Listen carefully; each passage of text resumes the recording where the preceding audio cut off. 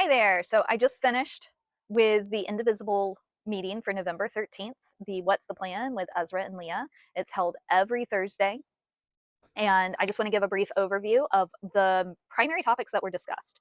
So today, the Epstein files were briefly discussed. Not a whole lot of time was spent on it, but it was discussed in a very condensed way. And Chuck Schumer actually was one of the bigger topics for today's meeting, as well as what Ezra is dubbing the shutdown surrender. So that was covered in actually a couple of questions.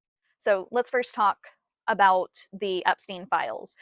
Now Representative Grijalva has been sworn in, and she was the 218th signature on the discharge petition that is going to force a House vote to release the Epstein files. And I believe they mentioned that Mike Johnson has a week now that the discharge petition has been handed over, signed and handed over. He has a week to bring that to the House floor legally. I have heard, I think Heather Cox Richardson has mentioned that in previous instances where this type of legality has been brought up to Mike Johnson's attention, he has stated that a day is not a day or something like that. So we will see, fingers crossed. And they also mentioned that we all deserve a system of justice that works for everyone. It is not a two-part system of justice where the wealthy isn't held accountable for their crimes.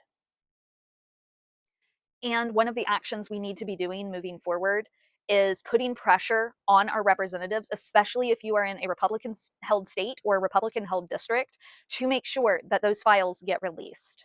And Leah made a specific distinction between what was released by the Democrats and the Republicans. Those were from private estate files from Jeffrey Epstein.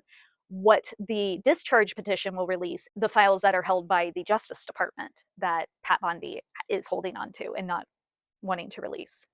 So this will finally give us insight into what this administration is hiding.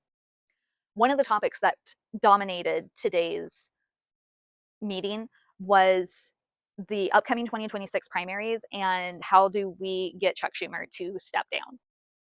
So with the primaries coming up, now is the time to make sure that we are finding the candidates who will be able to progress the Democrats to a party of fighters and not a party who is going to capitulate to Trump, who is going to listen to their donors over their constituents, and who is going to fight for the American people.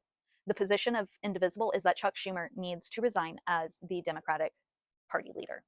He is no longer effective. He cannot hold the party in line when we need it the most. And that has been evident in the shutdown surrender that happened this week.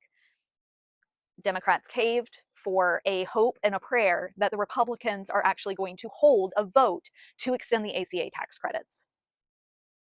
So very disappointing. And now Indivisible is ready to primary any Democrats who caved, but in a very strategic way.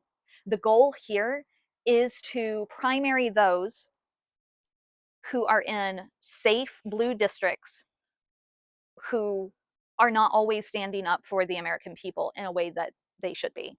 And the strategy here is we shift the party to the left in the primaries. We rally behind the Democratic nominees in the midterms. And then when we take over the House and the Senate after the midterms, then we hold all of the people who have been capitulating to the Trump administration and allowing authoritarian takeover to happen. We hold them accountable. We make sure that our representatives and our senators are impeaching, doing investigations, looking into securing our democracy once again. Another question that got brought up is how worried should we be about security tracking and Indivisible protests being targeted by the administration?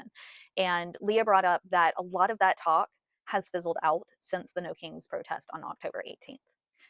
We had 7 million people show up. despite the Republican administration trying to frame us as un American or anti American or hating America. It didn't work. 7 million of us turned up. And since then, there has been less info going out to the press saying that Indivisible is a target. That could change now that the shutdown is over. But for right now, and as it's been mentioned previously, Indivisible is engaging in our First Amendment rights. We should not be afraid to be doing legal exercises in protest, in free speech, engaging in calling our representatives. We need to make sure that we are not obeying in advance because this administration wants us to be quiet. They do not want us to be speaking out against the harm that they're causing to everyday Americans, to farmers, to immigrants, to our neighbors. So there were some other topics that were covered, like protecting the 2026 election, which Leah framed as there's problems. And she said, it's worse than you think. But the group is brainstorming and strategizing and trying to make sure that we have our ducks in a row to protect the elections in 2026. So I'll leave it there for today. I encourage you to go and watch What's the Plan. I will link it in the description below. Sign up for it on Mobilize. I'll also link that in the description below because, again, we organize out in the open. There are no secrets. We are part of the strategy. We are part of the pro democracy movement, and we are exercising our First Amendment rights out in the open. So until next week,